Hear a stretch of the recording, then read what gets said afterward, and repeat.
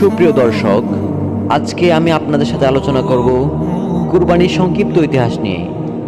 কুরবানির সেই প্রাচীন যুগ থেকে হযরত আদম এবং হাওয়া আলাইহিসসালাম এর অনেক সন্তান ছিল। তাদের দুই ছেলে ছিল, কাবিল ও হাবিল। কাবিল ছিল বড়, মা বাবার কথা মেনে চলতো না সে। হাবিল ছিল ছোট, মা বাবাকে মেনে চলতো। আদম ও হাওয়া আলাইহিসসালাম এর আকলিমা নামক একটি মেয়ে ছিল। কাবিল তাকে বিয়ে করতে চাইতো, কিন্তু আদম ও হাওয়া আলাইহিসসালাম চাইলেন আকলিমাকে তার ছোট ছেলে হাবিলের সঙ্গে বিয়ে দিতে। কাবিল তা মেনে নিতে পারেননি। এভাবে কাবিল নিজের মা বাবা এবং ভাইয়ের শত্রু হয়ে গেল। তাদের মধ্যে বেঁধে গেল বিবাদ। তখন সৃষ্ট এই বিবাদ নিরসনে আল্লাহ হুকুম দেন, তোমরা কুরবানি করে পাহাড়ের উপরে রেখে দাও, যার কুরবানি কবুল হবে তার সঙ্গে আকলিমার বিয়ে হবে। এটি দেখে বড় ভাই কাবিল খুব রেগে গেল। সে হাবিলকে বলল, আমি তোমাকে হত্যা করব। হাবিল বলল, আল্লাহ সৎ বান্দার কুরবানি কবুল করেন। এখন তুমি যদি আমার সঙ্গে লড়াই করো, তবে আমি তোমার গায়ে হাত তুলব না।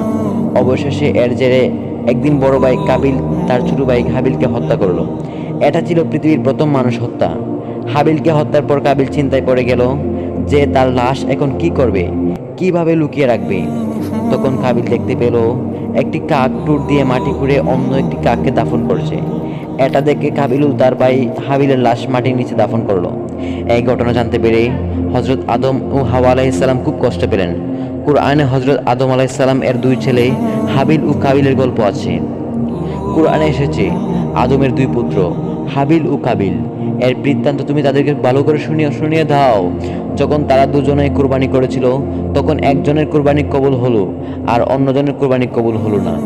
তাদের একজন বলল, আমি তোমাকে খুন করবই।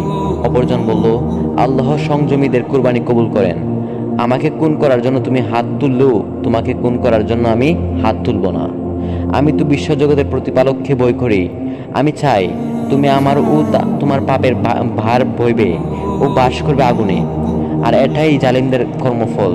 তারপর তার মন তাকে ভাইকে খুন করতে উত্তেজিত করলো। সে কাবিল তাকে হাবিলকে হত্যা করলো। তাই সে ক্ষতিগ্রস্তদের অন্তর্ভুক্ত হলো। তারপর আল্লাহ